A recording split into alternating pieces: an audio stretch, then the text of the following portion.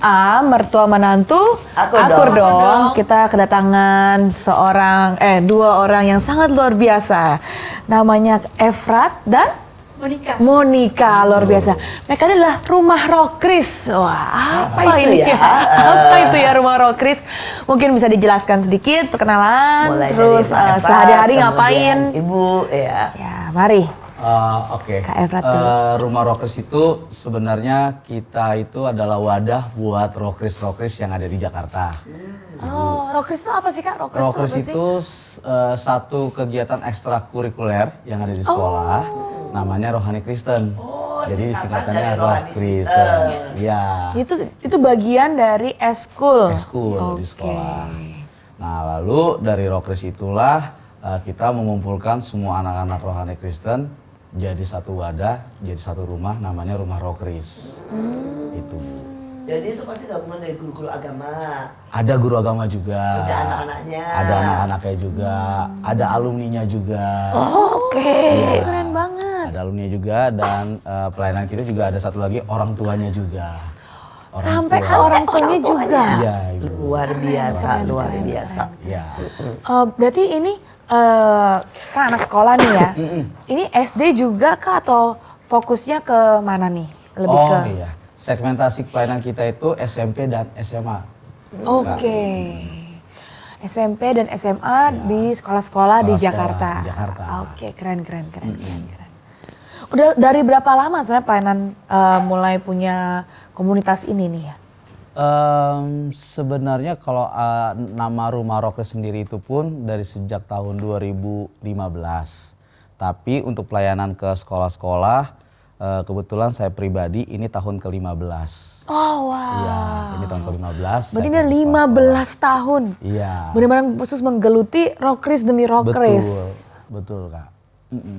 Jadi 15 tahun, dimulai dari saya sendiri, lalu ada alumni-alumni turun juga, dan akhirnya 2015 kemarin kita bikin satu wadah namanya Rumah Rokris, rumah untuk semua Rokris di Jakarta. Wah, keren. Oke, saya mau tanya ini ya. Ya. Bagaimana dulu bisa tertarik nih untuk melayani ini? Betul. Kenapa tidak misalnya bekerja? Apa kerja, iya. Ya? Terus kemudian juga dari dua-duanya nih ya. Gimana sih? Kan lebih baik milih yang lain daripada Ya, Ibu. pelayanan. Kalau Monica ini dari dulu juga 15 tahun yang lalu atau? Iya, dia salah satu alumni dari Rokris juga. Oke lah, kita karyakan dulu ya, satu-satu ya. Oke, saya ini bertobatnya itu di sekolah. Oke. Bukan di gereja, bukan di keluarga. Dulu yang ngapain Kak? Saya sekolah di salah satu sekolah Jakarta dan saya itu pemimpin tawuran. Oh, Iya. Gini-gini preman ya, jago banget. Tapi pemimpin tawurannya cuma bagian provokator, Bu. Jadi begitu serbu-serbu, begitu mereka maju saya mundur. Gitu. Nah, lalu ada satu pelayanan dari paroyan di Huta Sowit dulu namanya Dulos, datang ke sekolah saya di SMK PSK di 1 Jakarta. Awal sekolah itu ketika lagi ibadah, saya itu kumpulin anak-anak hanya main gaple di belakang lagi ibadah. Oh, ini berarti tim yang paling belakang ini ya sebenarnya ya. Karena buat saya pribadi ya ibadah udah biasa lah, bapak saya pendeta, opung saya pendiri gereja. Jadi ya saya nggak kenal Yesus siapa itu. Dan ketika lagi main gaple, sama Tuhan ini ngomong, kamu yang di belakang, Tuhan Yesus mau ketemu sama kamu. Sampai 3 kali saya nggak gubris, dan akhirnya ada satu rutinitas tuh di sekolah tuh namanya altar call kan. Saya udah tahu altar call seperti apa. Saya maju ke depan, dari situ saya ketemu Tuhan Yesus. Di situ saya ketemu Tuhan Yesus secara real, dan sejak hari itu hidup saya berubah. Dan hobi saya sering manggilin orang-orang untuk ikut doa. Di sekolah saya ada doa pagi. Dulunya ngajak tawuran, Iya. dulunya ya. Dulunya ngajak tawuran. Dan main gaple. Dan main gaple lagi ibadah lagi. Itu. Terus akhirnya ketemu Tuhan Yesus. Dari sejak itu saya kumpulin semua anak-anak, kita nyembah Tuhan. Dan kita juga sering doain beberapa orang juga, meskipun nggak tahu caranya gimana. Dan keterusan sampai sekarang. Oh, berarti bermula itu justru dari zaman masih sekolah? Iya, dari saya kelas 1 SMK. Iya, termasuk alumni juga dong ini Iya, ya. betul. Alumni yang udah sekian tahun yang lalu gitu sebenarnya. Iya, udah 22 tahun. Wow. Iya, itu. Nah, sekarang aku mau nanya buat Monica nih. Tadi kan Kak Efrat nih. Kamu kan masih muda nih. Dari semua ekskul yang ada, kok milih rumah rohani Kristen gitu kan? Misalnya ada anak muda kan biasanya maunya yang fun ya, pengen yang seru, tarian ya, atau pengen yang misalnya dilihat gitu ya. gitu. Iya. Kok bisa milihnya ekskul ini dan akhirnya malah jadi udah alumni kan ya? Iya. Dan malah jadi sekarang ikutan tercemplung di rumah Roh Kris ini, gimana ceritanya? Kalau misalnya dari true story saya, waktu itu kan waktu masih SD, jadi kan ke tingkat SMP itu Kamu tuh, masih SD? iya, waktu itu tingkat SD, karena kakak-kakakku udah pada sering join ke rumah Roh Kris, jadi kayak oh ya udahlah mau ikut join juga, apalagi ditambah kan SD-nya itu kan aku jarang pulang ke rumah, jadi aku tinggalnya tuh di luaran, jadi bahkan aku suka tawuran juga dari SD aku udah suka tawuran. Perempuan jagoan nih ya. Cocok juga Iya, nih. betul banget. Oke. Karena udah mau ujian, kata guruku kalau mau nilainya bagus itu cari Tuhan gitu kan. Aku bilang, "Hah, emang cari Tuhan dapat nilai bagus?" Terus dari SD udah mau ujian, ya udah aku memutuskan buat oh yaudah fokus dulu ke Tuhan. Terus singkat cerita pas masuk SMP, hari itu ada KKR dari Rumah Roh Kris. Terus oh yaudahlah ikut aja karena dituntut sama guru agama. Kalau yang ikut dapat nilainya bagus. Kalau enggak dapat nilai. Katanya biasa kan guru-guru yang kayak gitu kan. Aku bilang, "Oh ya udahlah, cuman KKR doang." Jadi kita nggak usah aku nggak berpikir apa-apa. Menurutku kayak ya udah ibadah biasa aja toh juga. Papaku pengurus gereja jadi ya udah ikutin aja gitu. Udah biasa gitu udah. Oh paling nanti habis ini doa, habis doa altar call, habis itu nggak ada perubahan ya udah lanjutin lagi perubahan di perjalanan hidup di masing-masing gitu. Terus singkat cerita pas hari itu masih ingat banget di KKR itu aku ya udahlah memilih maju dan memutuskan buat mau sampai kapan, udah 6 tahun ikut tawuran, 6 tahun udah nggak karu-karuan, dari kecil udah nggak karu-karuan, mau ngapain lagi ke depannya kalau hidup nggak benar. Terus ya udah aku ikut Rumah Roh Kris. Ini tahun ke-7 saya di Rumah Roh Kris. Dari SMP udah memutuskan ya udah memutuskan buat ikut Tuhan, memutuskan buat ikut Rumah Roh Kris, memutuskan buat dibawa ke Efrat gitu. Sebenarnya banyak sih kekecewaan, banyak kayak pengennya lebih memilih main dan kembali lagi ke dunia masa lalu gitu. Apalagi tawuran, apalagi ditambahkan emang lingkungan dari rumah saya itu kan isinya kan kupu-kupu malam, jadi lebih seneng ikut sama tante-tante yang seperti itu di hidupku dibanding aku ikutin Tuhan, karena menurutku ikut Tuhan tuh nggak ada arah. Dahulu seperti itu karena lihat orang tuaku kayak ya udah di rumah kan seperti bukan rumah menurutku, jadi lebih baik aku hidup di luaran dan aku biasa tuh dapat uang tuh dari tante-tante yang kupu-kupu malam ini seperti itu. Wow. Sebenarnya hidup banyak sekali ya anak-anak yang membutuhkan jamahan. Anak-anak yang membutuhkan masa depan, anak-anak yang membutuhkan sentuhan. Bahkan istilahnya kupu-kupu malam kadang-kadang lebih peduli ya. Dan banyak orang tidak peduli dengan mereka. Wah, ini sebuah pelajaran dan ini juga sebuah peringatan buat kita orang tua. Jangan sampai anak-anak kita justru lebih merasa kupu-kupu malam sebagai temannya daripada orang tuanya. Jangan sampai rumah orang lain lebih berfungsi sebagai rumah daripada rumah kita sendiri. Tapi kalian orang-orang ajaib, dan saya mau tanya nih, katanya dengar-dengar guru agama itu butuh dibantu ya. Ada begitu banyak katanya keluhan dari guru-guru agama. Ini ceritanya bagaimana nih? Ya ini sangat menarik sih Bu. Karena setiap saya ke sekolah-sekolah itu, jadi saya itu ke sekolah itu tidak ada program dari gereja atau dari manapun, memang Tuhan yang suruh sendiri saya datang. Dan setiap kali saya datang itu semakin hari saya lihat contoh kasus di Jakarta Utara saja hampir 70% guru agama Kristen itu honorer. Honorer ini di Jakarta ya? Jakarta Utara, Bu. Apalagi di kota-kota kecil. Iya. Iya. Dan itu mereka dari sekolah memang terang-terangan kita nggak bisa bayar Anda. Dan mereka berarti kumpulin. mereka mengajar tuh tidak dapat gaji ya? Tidak. Paling ada dana BOS, bantuan operasional sekolah. Itu pun minimal 600.000 dan dibayar 3 bulan sekali. Itu. Nah jadi dari situ hati saya nangis, saya lihat gimana anak-anak Kristen bisa berkualitas kalau guru agamanya begini.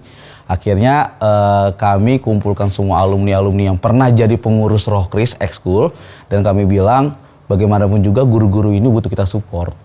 Nah jadi kita alumni-alumni yang sudah ada kita kumpulkan, setiap bulan kita bantu sembako ke mereka. Wow, ini dari sembakonya dari kumpulan alumni yang dulu pernah jadi pengurus. Dibina sama Ya. guru-guru inilah ya Betul, sebenarnya. betul Kak. Itu jadi kita kumpulkan dan bukan hanya itu, untuk guru agama aja mereka nggak ada dana operasional, apalagi untuk kegiatan ekstrakurikuler dari sekolah Kristen itu. Sekali lagi kita mau berkata buat setiap yang hari ini melihat, kita butuh peduli. Anak-anak kita membutuhkan apa dan tahu tentang agama. Di dunia ini ada begitu banyak anak-anak yang kehilangan motivasi, kehilangan kepercayaan, kehilangan iman. Salah satu adalah Korea. Korea adalah negara yang dulu pernah 80% Kristen.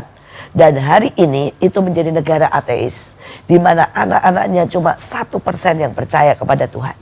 Kami berdoa dan kami berpikir seharusnya Indonesia tidak boleh mengalami itu. Anak-anak kita harus semakin kuat dan bertumbuh di dalam Tuhan. Di mana kita memulainya? Dari guru agama. Biar lewat tayangan ini, kalau ada yang mau memberikan buat Rockridge rumah ya, di mana menyupport guru-guru agama, hanya sembako, hanya transport. Bayangkan, hanya kita mungkin memberi 1 juta dan itu mungkin menolong 2, 3, 4 guru. Sekali lagi kita butuh uluran tangan. Bersama kita akan bisa. Kalau sendiri mereka pasti mengalami banyak rintangan. Tapi kalau seandainya yang mendengar, yang melihat 1.000 orang, dan setiap 1.000 orang memberikan 200.000 saja, maka saya percaya guru-guru agama akan banyak tertolong. Bisa 1.000 guru itu, bisa 1.000 Ya, guru lebih. bisa Puji 1.000 Tuhan. guru. Ya, puji Tuhan. Nah, ini dari Monica. Setelah mengalami badai ya, terus kemudian berapa kali ini merasa tidak ada rumah, kemudian juga bersahabat dengan guru-guru dengan kupu-kupu malam. Pengaruhnya seberapa besar antara pengaruh Roh Kris dengan pengaruh kupu-kupu malam nih ya? Ini seberapa besar nih? Kalau seberapa besar, karena dari kecil aku udah di lingkungan seperti ini. Dari kecil aku tuh nggak punya impian mau jadi apa. Bahkan aku bilang kayaknya jadi kupu-kupu malam lebih menarik, karena kan menurutku kayak Role modelnya iya, itu, role modelnya gitu yang aku ya. lihat seperti ini dan dapat uangnya lebih cepat gitu. Jadi gak usah kerja, cuman yang aku lihat mereka pergi malam pakai pakaian seksi terus pulang-pulang bawa uang banyak. Maksudku kan kayak ini kerjaan apa? Kenapa bisa sampai dapat uang banyak seperti kan? Terus bahkan dari kecil aku udah kayak ya lebih baik saya menjadi kupu-kupu malam aja daripada kayak sekarang ternyata Tuhan balikin dari kupu-kupu malam menjadi full heart dan full timer di rumah Rockridge. Itu kan Wow. sangat berbanding jauh banget, pengaruhnya itu menurutku sangat besar sih di hidup saya sendiri. Apalagi ditambah ketika saya mengikuti Tuhan itu kan pergolakannya kan sangat tinggi, yang dimana perzinahannya segala macam kan itu kan dirombak sama Tuhan di tempat habis-habisan, dimana gak boleh harus kudus kalau sama Tuhan, gak boleh suka jatuh bangun dalam dosa. Itu menurutku pengaruh yang besar yang aku temukan di rumah Rockridge, karena dari kecil ketika aku melihat lingkungan aku seperti ini, aku sudah Biasa banget. ya biasa banget, bahkan aku sudah melakukan seks dari kecil. Dari umur berapa kalau boleh Aku tanya? dari umur TK aku sudah melakukan seks dengan temanku sendiri. Karena yang aku lihat dan aku tontonin tetanggaku yang seperti ini gitu. Jadi kamu melihat itu ya hari demi hari kamu lihat itu gitu Iya, ya. hari demi hari aku lihatnya seperti itu, dan ketika berubah bahkan pas sampai dewasa aku baru berpikir bahwa ternyata kecil banget impian aku, karena ternyata kenapa cuma mau jadi seperti ini. Dan ketika Tuhan perkenalkan rumah Rockridge sendiri, itu sangat pengaruh besar sih Ibu di hidup saya. Yang dimana ternyata semua mental saya miskin, mental saya perzinahan, semuanya itu diubahkan. Bahkan aku diajarin dari yang hypersex ini diajarin untuk mengenal Tuhan lebih lagi, seperti itu sih. Sebuah kesaksian yang luar biasa dan berani sekali. Gak banyak orang berani mengakui apa yang terjadi dalam hidupnya dengan terang-terangan seperti ini. Tapi wah Monica, kamu punya kesaksian dahsyat luar biasa. Kita gali lebih lagi ya soal lingkunganmu, supaya kita bisa menolong dan mungkin banyak orang tua lebih aware, lebih sadar tentang lingkungannya. Jadi di satu gang atau daerah itu kira-kira berapa kakak itu yang ada di situ? Itu karena RT kita paling banyak, itu tuh udah sampai 300 bahkan 500 bahkan sampai 1000. 1000 kakak. 1000, iya. Karena emang Gede hari itu ya? gede banget gitu. Dan itu Dan nggak ada. rata-rata semua kupu-kupu malam dan pekerjaan-pekerjaan yang tidak halal. Iya, di daerah rumah saya itu ada bandar narkoba dan bahkan papa saya juga pernah preman situ juga karena mabuk-mabukan karena emang lingkungannya seperti ini. Gitu. Jadi lingkungan seperti ini dan saya tumbuh di dalam lingkungan seperti ini. Jadi menurut saya tidak ada harapan, apalagi kanan kiri saya pun melakukan hal-hal yang tidak senonoh di depan mata saya sendiri seperti itu. Jadi sudah tidak ada mereka misalnya melakukan hubungan seks dan apapun itu di depan anak-anak sudah biasa sekali. Iya. Dan di lingkungan itu anak-anak banyak atau sedikit? Anak-anaknya banyak seperti saya, jadi ketika kecil kita tetap melakukan hal-hal yang seperti itu. Malah mungkin karena mereka jadi role model jatuhnya ya. Berapa banyak itu yang kerja sebagai ya maksudnya kupu-kupu malam itu di daerah itu? Itu sekitar 50%.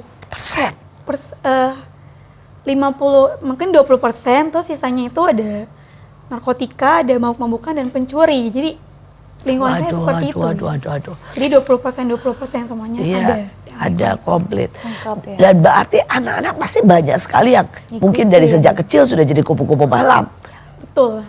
Itu sangat banyak sih, Bu. Jadi teman saya udah ada sekitar 2-3 itu mereka udah mengikuti kupu-kupu malam. Bahkan Pada waktu usia berapa itu mereka mulai jadi kupu-kupu malam? SMP, jadi lulus SD, aku kan lulus SD aku tetap melanjutkan. Tapi mereka lebih memilih untuk ikutin yang pekerja seperti ini. Jadi mereka dibawa ke Karawang, mereka dibawa ke tempat-tempat seperti itu. Bahkan sampai detik ini mereka tetap masih di sana.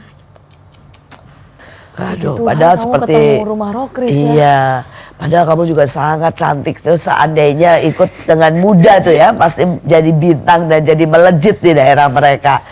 Tapi ini cara Tuhan dan tangan Tuhan yang kuat yang tiba-tiba menyelamatkan ya. Demikian juga Efrat ya. Saya mau nanya lagi nih sama Efrat. Ya, Bu. Bagaimana anak pendeta, kan anak pendeta nih ya, opung pendeta, Pendiri bisa gereja, Bu, ya. begitu pendiri gereja, bisa begitu marah, tidak peduli dengan Tuhan, tidak kenal Tuhan. Apakah kamu punya pengalaman negatif atau memang nakal atau apa? Oke. Papa saya Batak, opung saya Batak. Jadi kami itu punya pendirian kalau peraturan di rumah papa selalu benar. Kalau papa salah, lihat peraturan pertama, papa selalu benar. Jadi papa itu memang secara teologisnya dia ngajarin saya baca Alkitab. Saya SD itu udah hampir 10 kali baca Alkitab tamat. Wow, ajaib. Tapi dia tidak pernah memperkenalkan siapa itu Yesus. Nah. Dia hanya tahu tentang hukum. Dan setiap salah, kalau saya buka baju saya di belakang ini semua cambukan papa saya. Ada bekas. Ada bekas. Sampai bekas. Iya. Papa itu di rumah itu koleksi gesper sebulan itu 8 atau 12. Dan itu rata-rata habis semuanya. Setiap bulan. Dia suka memang sabuk. Suka Tapi sekali. habis karena buat mukul. Pukulin. Mama saya yang salah, saya dipukul. Adik saya yang salah, saya dipukul. Kucing tetangga yang bikin salah, saya dipukul. Dan papa saya itu paling... Karena kamu buat papa bikin kesel atau ada sesuatu yang berbeda? Enggak, dia itu perfeksionis. Dia bilang anak pertama nggak boleh salah, anak pertama nggak boleh ngebantah, anak pertama itu pokoknya kamu yang menggantikan papa suatu saat nanti. Jadi kamu harus bisa ini, dan bisa ini. Dan Kucing salah juga tetap kamu tanggung jawab saya pertama. juga, iya. Pernah waktu itu saya pulang sekolah telat aja, papa itu karena udah gesper udah nggak ada, sepatu udah nggak ada, saya diikat di pohon. Saya ikat di pohon, baju dibuka, dan saya cuma teriak, "Pah, ampuni, Pah, maafin Efrat, tapi nggak digubris. Dan dari sejak itu saya berpikir, suatu saat nanti SMK, orang yang pertama kali saya mau bunuh, kamu. Itu sebelum saya ketemu Tuhan Yesus, Ibu. Itulah sebabnya kenapa saya berpikir, anak pendeta nggak jaminan. Luka dan kepahitan itu bisa menghancurkan mental, masa depan, dan juga iman. Dan berapa banyak yang dimaksud orang tua mungkin baik. Untuk mendidik dan untuk membuat anaknya jadi tough dan kuat. Dan mereka juga mendisiplin. Tetapi tanpa kasih, tanpa pengampunan, itu justru menghancurkan. Kita mau belajar lewat pengalaman ini. Anak pendeta ataupun anak setan dalam tanda kutip. Semua kita butuh kasih. Kita semua butuh pengampunan. Kita semua butuh pelukan dan butuh sebuah kata, yaitu keselamatan. Dan kita juga butuh Tuhan. Karena di gereja maupun di masjid dimanapun, saudara boleh tinggal dan hidup di lingkungan yang paling rohani. Belum tentu saudara mengenal siapa Tuhan. Ini adalah sebuah pengalaman yang luar biasa. Dan pada waktu kamu bertumbuh nih ya, misalnya jadi bandel, jadi nakal, reaksi papa bagaimana? Semakin galak. Semakin galak, semakin sadis, dan karena memang saya akuin papa saya juga belum menerima kasih yang sama dari opung saya. Itu. Jadi rupanya luka dari keturunan kepada keturunan ya. Betul, Ibu. Kekerasan dari keturunan kepada keturunan. Nah, sekarang bagaimana Papa? Sekarang jadi singkat cerita ketika hari KKR yang saya terima Tuhan Yesus, saya doa, Tuhan, saya mau papa saya ketemu dengan Tuhan. Wow. Dan hari itu Tuhan cuma bilang dalam satu mimpi, dan saya bawa baskom kecil, saya samperin kamar papa.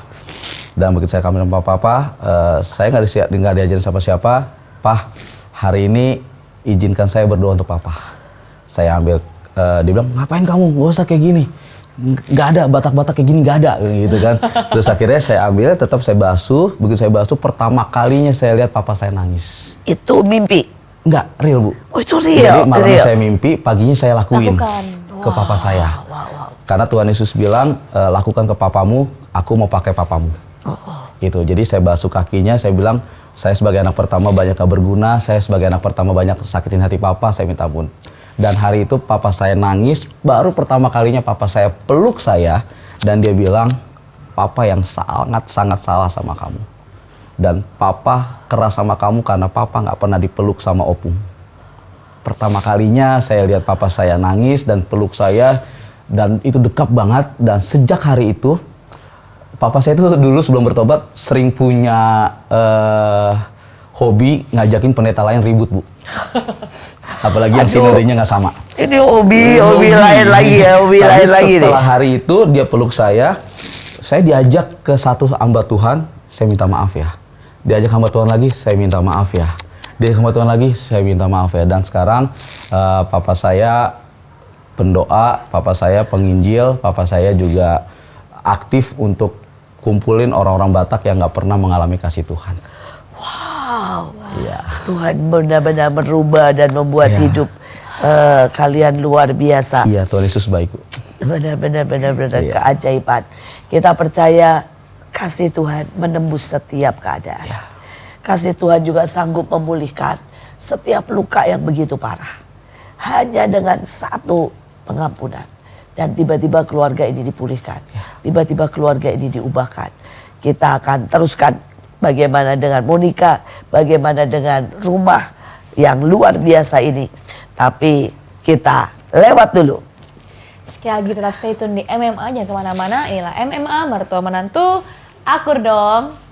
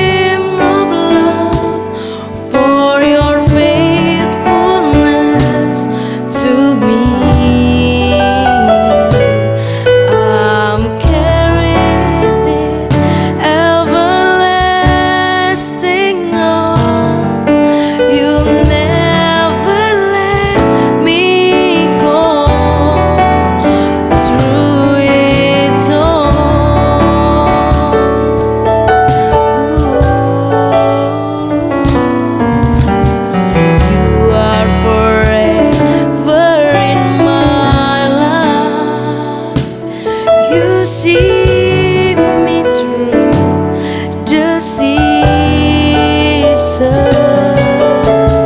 Cover me with your hands and lead me in your righteousness, and I look to you,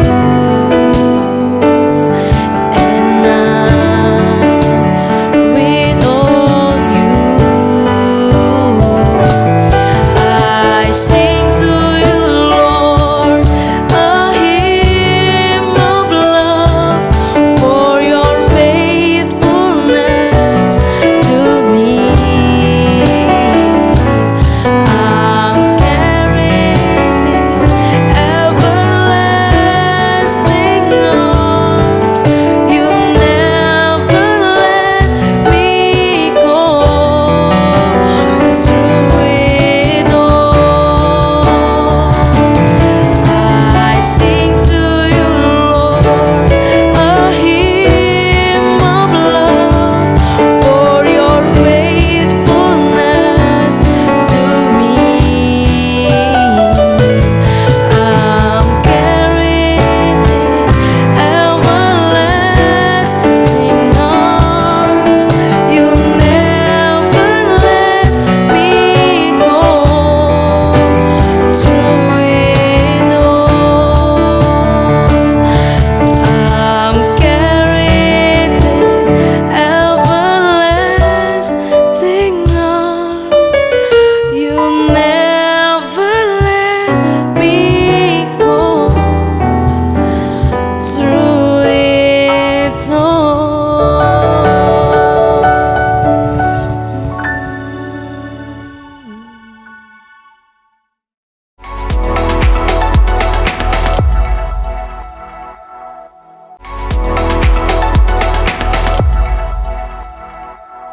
Kembali lagi di MMA, mertua menantu, akur dong. Kita masih dengan kedua Narasumber yang narasumber luar biasa. dari Rumah Rockris yang sangat luar biasa. Kita nggak usah berlama-lama, langsung tanya lagi aja. Monica, tadi kan cerita ya, perjalanan hidup seperti itu, daerah rumah seperti itu. Banyak orang bahkan bercita-cita melanjutkan seperti jadi kupu-kupu malam. Bahkan menurut saya, mungkin kamu sempat berpikir begitu ya, sempat berpikir seperti itu. Terus akhirnya titik balik kamu akhirnya benar-benar selain setelah kamu KKR. Tuhan KKR, Iya. ada titik balik kamu memutuskan Untuk terus setia. iya untuk terus Pastikan setia. ya, lihat yang sana semalam mungkin dapat 1 juta gitu ya. Sedangkan yang di sini rasanya ikut Tuhan itu atau melayani di Rumah Rockris ini rasanya kan nggak ada gitu ya penghasilannya itu, sampai berkat tetapan hati dan memutuskan. Kenapa kamu bisa Apa itu? memutuskan sampai tadi kan kamu sempat singgung juga, kamu bilang jadi full timer gitu Iya. ya. Berarti kan kamu nggak kerja yang lain, kamu Iya. benar fokus untuk melayani anak-anak ini di sekolah-sekolah lain juga gitu kan. Nah, kenapa kamu bisa milih itu, kenapa?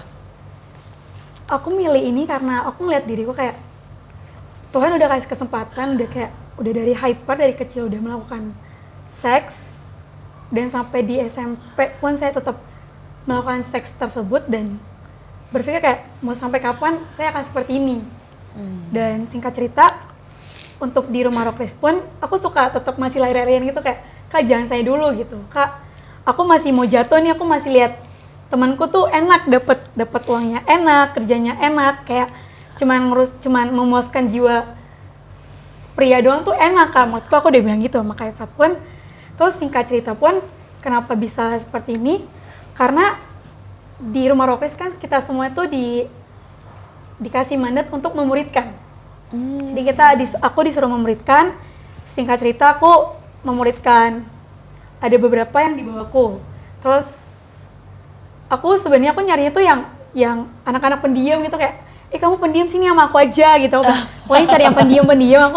Aku mau cari aman karena aku lihat diriku aja masih sering jatuh dan bangun gitu. Jadi aku cari anak-anak yang baik lah yang ya, baik, kelihatannya jadi kelihatannya baik. Pokoknya udah kamu sama aku. Tapi di beberapa tahun lalu, ya 2 tahun lalu tepatnya,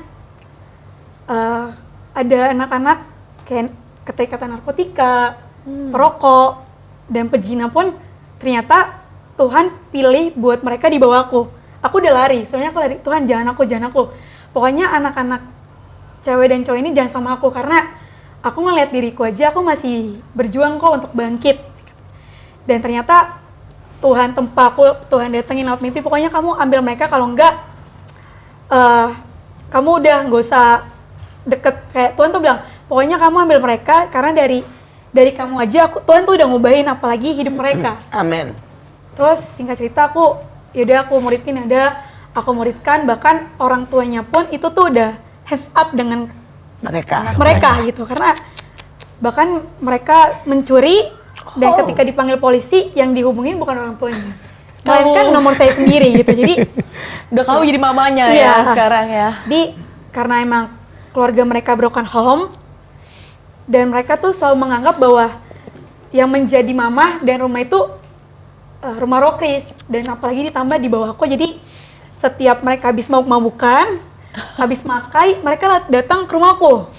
Jadi makan ke rumahku, terus aku Datangnya mabuk-mabuk gitu. iya, datang mabuk-mabukan. Bahkan hari itu 1 tahun lalu mereka datang dengan kondisi sebagai buronan, karena hari itu mereka baru makai ganja. Mereka datang dengan bawa temannya pun beragama seberang. Jadi mereka datang berlima, 1 motor berlima datang ke rumah saya. Itu di siang-siang bolong. 1 motor berlima. Terus aku tanya kenapa datang siang-siang bolong, kenapa? Masih pakai seragam sekolah, dan mereka bilang, aku jadi buronan polisi kak.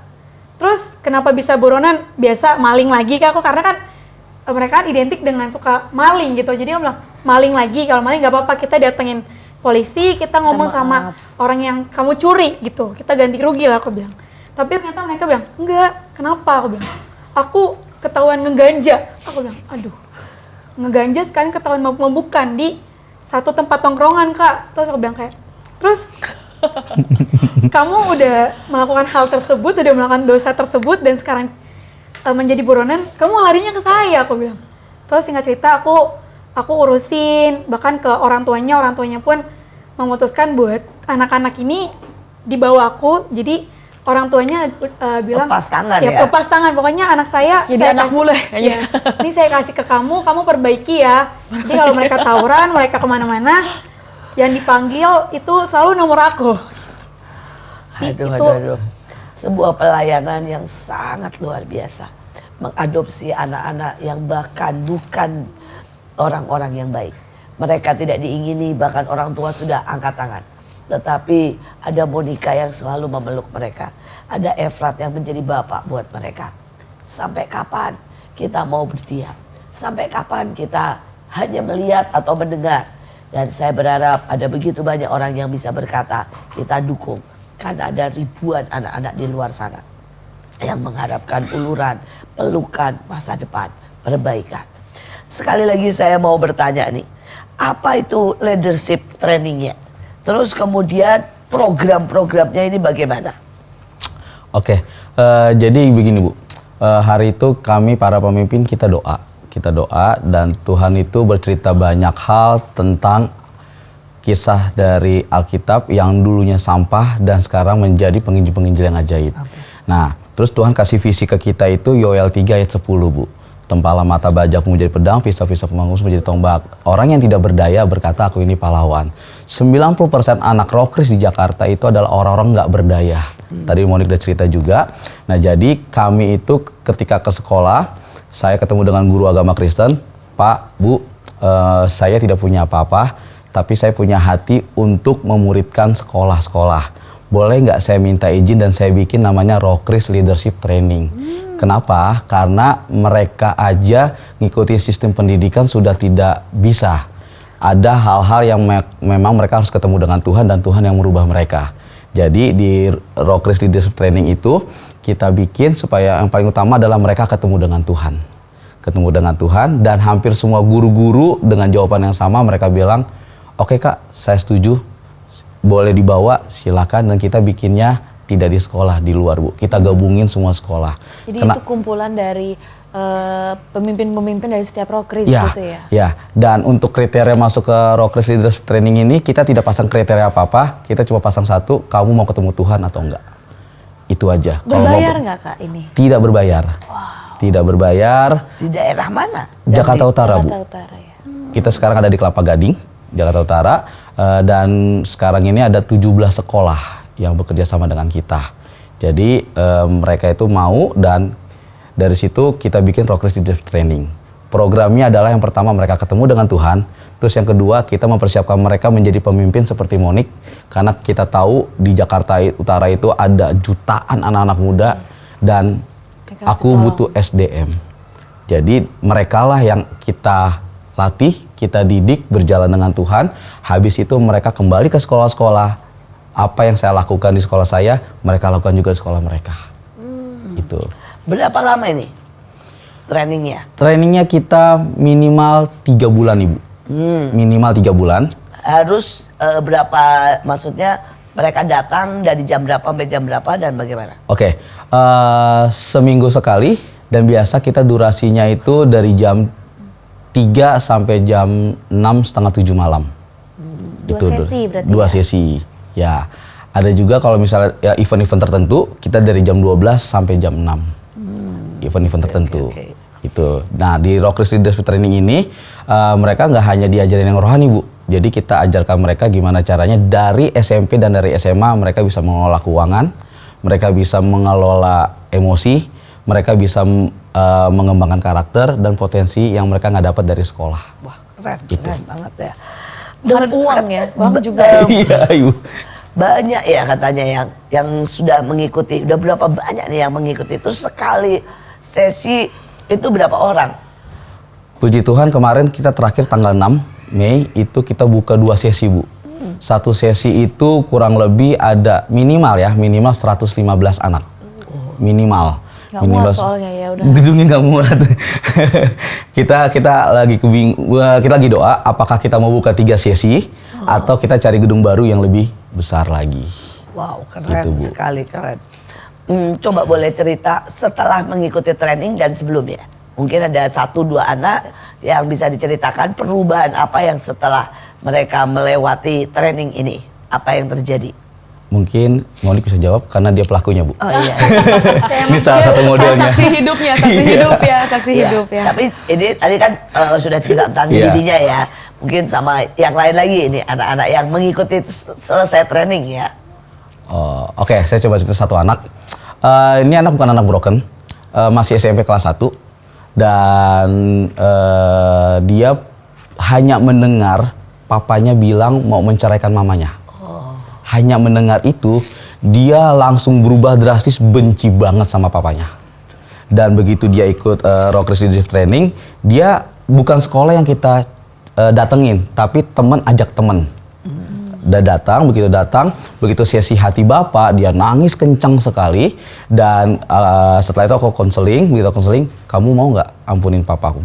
Aku ceritakan tentang papaku tadi, dan dia bilang, Kak, aku mau ngampunin. Begitu aku mau ngampunin, respon dia pertama kali adalah dia datengin papanya. Papanya itu kaget ngelihat dia ini datang-datang dengan cheerful, dan dia peluk papanya, Pak, aku habis ikut Rockris, aku mengampuni papa, aku nggak mau papa sama mama cerai, aku nggak mau. Dan hari itu mamanya kasih kesaksian ke saya, anak saya diajarin apa di sana, kayak gitu kan. Dan singkat cerita memang papa mamanya nggak jadi cerai, puji Tuhan. Dan anak ini sekarang aktif banget dan masih kelas 1 SMP, tapi dia di kami jadi PIC content creator. Jadi dia punya ide konten, segala macam, dia PIC-nya baru kelas 1 SMP. Itu, Bu. Betapa tiba-tiba potensi yang di dalam ini keluar semuanya. Betul. Itu kalau hari itu tidak ketemu, Ya. maka anak ini akan hancur dan menuju ke jurang-jurang yang mengerikan. Betul. Tetapi satu sentuhan tiba-tiba memulihkan dari usia 13 tahun sudah bisa Iya. pegang ya. Iya, Bu. Luar biasa sekali, luar biasa. Mungkin Monik punya lagi anak lain lagi yang punya pengalaman? Ada. Jadi aku ketemu dia ketika dia kelas 3 SMP. Di saat itu dia tuh masih Islam. Dia ikut rumah Rockris karena teman-temannya itu kan satu gang, mereka itu Kristen. Iya. Terus mereka diajak udah ikut ke rumah Rockris aja, di sana Seru ketemu lah. Tuhan ya, seru lah. Karena kan papanya itu orang Padang, sedangkan mamanya itu Batak. Jadi Batak Padang lah singkat cerita. Terus agama dari keluarganya itu berbeda-beda. Jadi Campur. Nusantara ya. Nusantara. Nusantara. Bahkan mamanya pun kadang Islam, kadang Kristen. Waduh, mamanya juga double ya. Iya, double. Pemegang 2 paspor ya.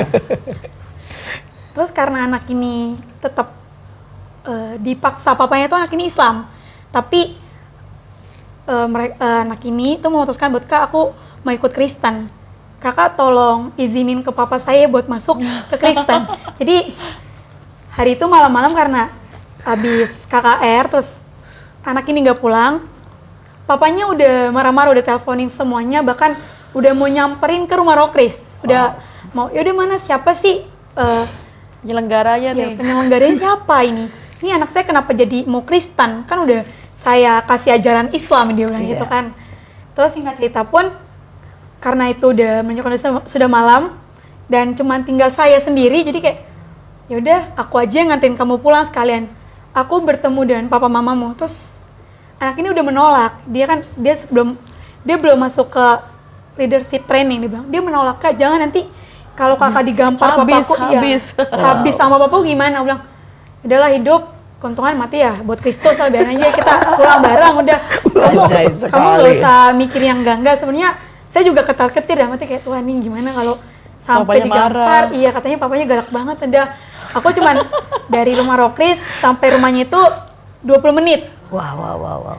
Udah malam-malam 20 menit, ya udah aku sampai ketemu sebelum masuk rumahnya bilang, "Dalam nama Tuhan Yesus, Shalom." Ya, ketemu papanya, terus kata papanya pun gak jadi marah, ternyata kayak, "Oh ya udah gak apa-apa. Anak saya kalau mau Kristen, bahkan ibunya kalau emang anak saya mau Kristen, nanti bantu diurus aja ke sekolahan, dibaptis, nanti tinggal kita ganti kartu keluarganya, nanti dibantu sama Kamonik aja," dia bilang gitu. "Oh ya udah Bu, kalau kayak gitu nanti saya bantu masuk ke Kristen, saya baptis, kalian saya urus ke sekolahnya." Udah, jadi nggak ada marah sama sekali. Nggak ada marah sama sekali. Bahkan anak ini menjadi besi dari tim kami, tim inti, bahkan beliau pun menjadi biasa hospit gitu. Ada begitu banyak keajaiban, ada begitu banyak jalan yang tiba-tiba dibukakan Tuhan pada waktu kita berani melangkah. Kalau seandainya Monik tidak pernah berani untuk mempertaruhkan nyawanya atau mengambil resiko untuk membela anak-anak ini, maka mungkin anak ini tidak pernah berubah. Anak ini juga tidak pernah melihat bagaimana ayahnya bisa memberikan izin. Seringkali dalam hidup ini kita punya banyak alasan. Kita juga tidak berani mengambil resiko. Tapi ini adalah 2 pemuda dan pemudi yang berani mengambil resiko. Mereka berani meletakkan hidup. Mereka berani peduli dengan orang lain. Mereka berani bahkan siap kalau digampar, kalau mereka mengalami aniaya buat anak-anak ini. Bayangkan anak-anak ini yang nyuri, anak-anak ini yang pakai senjata, anak-anak ini yang tawuran, anak-anak ini yang pakai ganja, dan mereka lah yang harus menghadapinya. Orang tua saja tidak mau menghadapi pekerjaan yang gila, pekerjaan yang kata orang lain benar-benar berbahaya. Tapi inilah 2 orang yang bersedia melakukan. Karena apa? Karena mereka juga diubahkan. Karena mereka juga mengalami kasih yang sejati. Nah, ada sebuah pertanyaan lagi, biayanya gimana itu? Ya, kalian itu kan biayanya banyak sekali. Udah setiap kali anaknya nyuri, kalian yang bayar. Nah, ini aduh, Belum kalau kena ke polisi ya segala Iya. Oke. Di Rokris Leadership Training itu Bu, kita transparan. Kita bilang, kamu ada di tempat ini karena kamu memutuskan untuk mau dipakai Tuhan lebih lagi dan berjalan dalam keajaiban. Karena kalian memutuskan menjadi leader, maka saya akan bicarakan semua hal-hal yang kalian gak tahu dapur kami.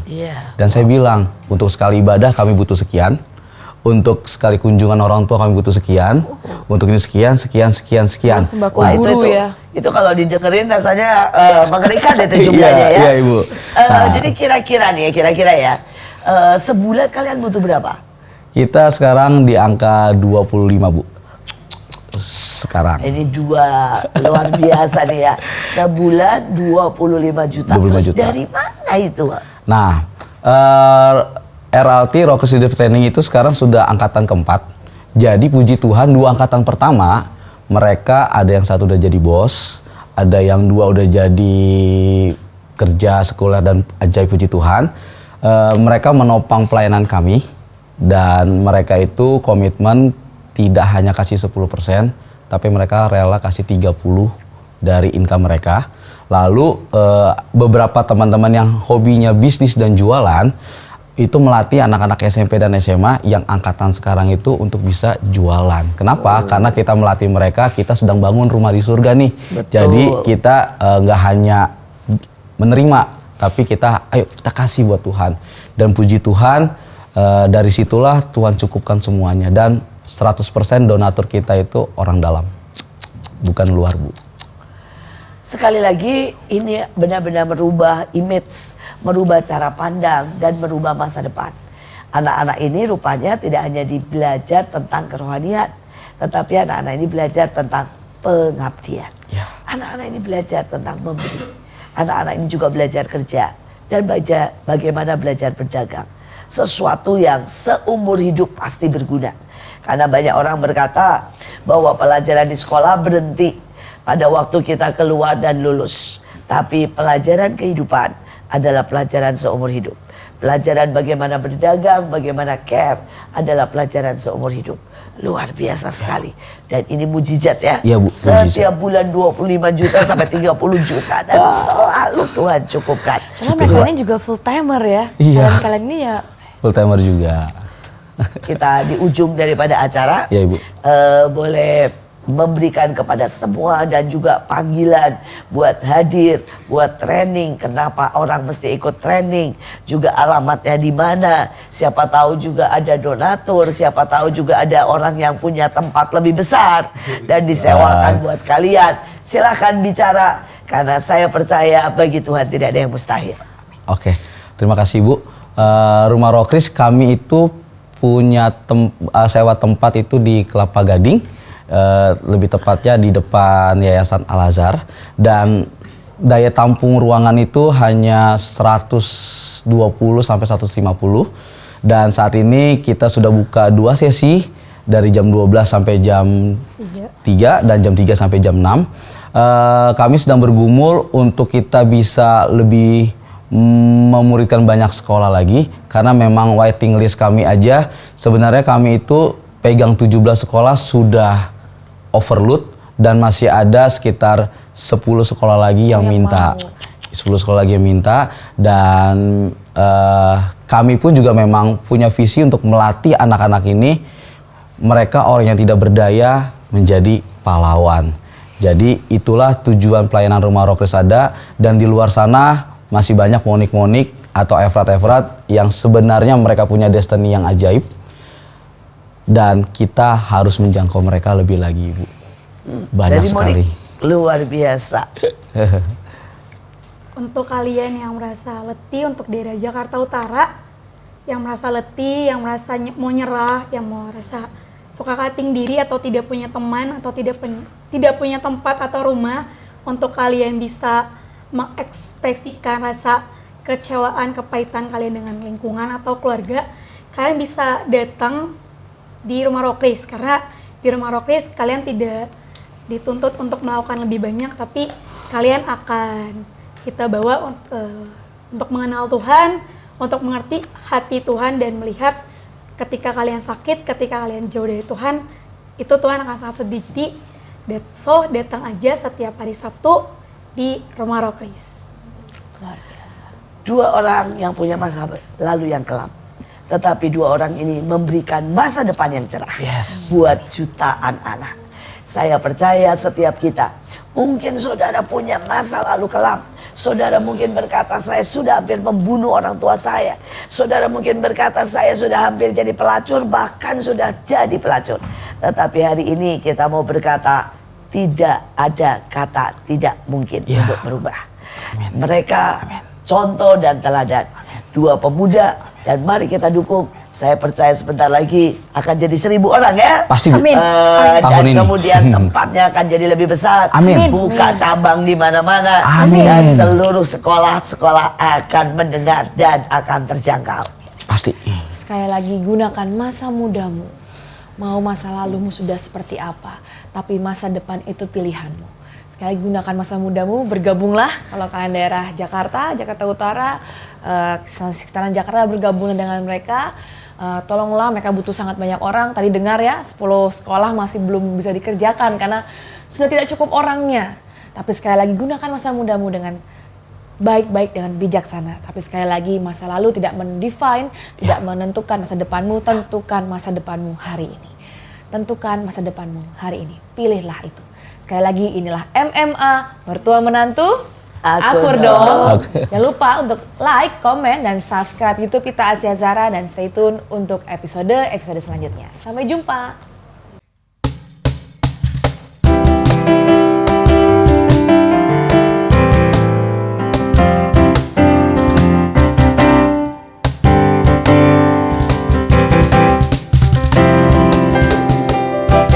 Aku ingin kamu bisa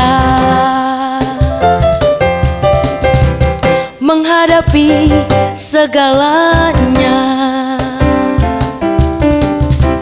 Memang berat dan tak mudah, tapi kami akan selalu ada. Oh, ayo, ayo, ayo, Indonesia bisa. Ayo, ayo, ayo, bangkit bersatulah. Ayo, ayo, ayo, kami di sini untuk mendukungmu. Ayo, ayo, ayo, lepaskan bebanmu. Ayo, ayo, ayo, kejarlah mimpimu. Ayo, ayo, ayo, kami di sini untuk mendukungmu. Aku ingin kamu bisa menghadapi segalanya. Oh, memang berat dan tak mudah, tapi kami akan selalu ada. Oh, oh, oh. Ayo, ayo, ayo, Indonesia bisa. Ayo, ayo, ayo, bangkit bersatulah. Ayo, ayo, ayo, kami di sini untuk mendukungmu. Ayo, ayo, ayo, lepaskan bebanmu. Ayo, ayo, ayo, kejar prestasimu. Ayo, ayo, ayo, kami di sini untuk mendukungmu. Ayo, ayo, ayo, Indonesia bisa. Ayo, ayo, ayo, bangkit bersatulah. Ayo, ayo, ayo, kami di sini untuk mendukungmu. Ayo, ayo, ayo, lepaskan bebanmu. Ayo, ayo, ayo, kejar prestasimu. Ayo, ayo, ayo, kami di sini untuk mendukungmu.